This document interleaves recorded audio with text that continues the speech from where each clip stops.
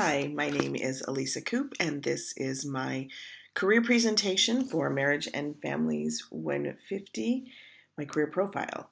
The job title I chose was a divorce mediator, and it's a varied profession. You don't need a lot of education. Unfortunately, there is no bachelor's required. A lot of states have a certification that you have to have, and it can vary widely by state, but most of them take about 40 hours to obtain. Oftentimes, a divorce mediator will work with attorneys, and a lot of times attorneys become divorce mediators, but I think it's important to have a background in families if you're going to try to help a family dissolve so that they can move on, because even when a parent's divorce, it doesn't mean that their family has ended, because there are usually children involved. The working environment can vary widely. As I said, they can work with attorneys. I found several in private practice. You can contract out. You can work through the state. A court can appoint one. And because of that, the benefits are all over the place too. That if you're in private practice, you have to provide them for yourself. If you work for attorney, whatever their company provides. So it just really depends on your work situation, on what your benefits packages are going to be.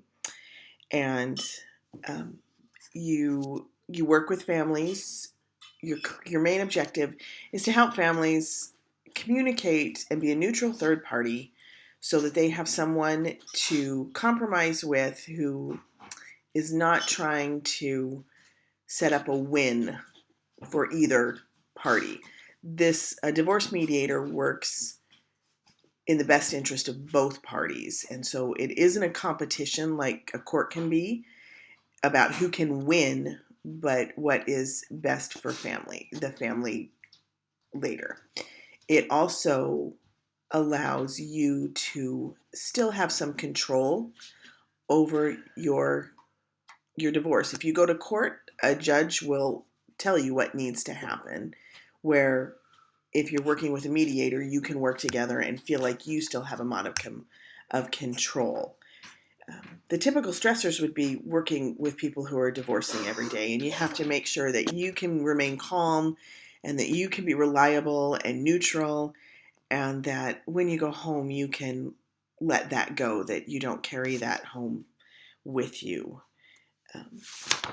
Let me make sure I've talked about that.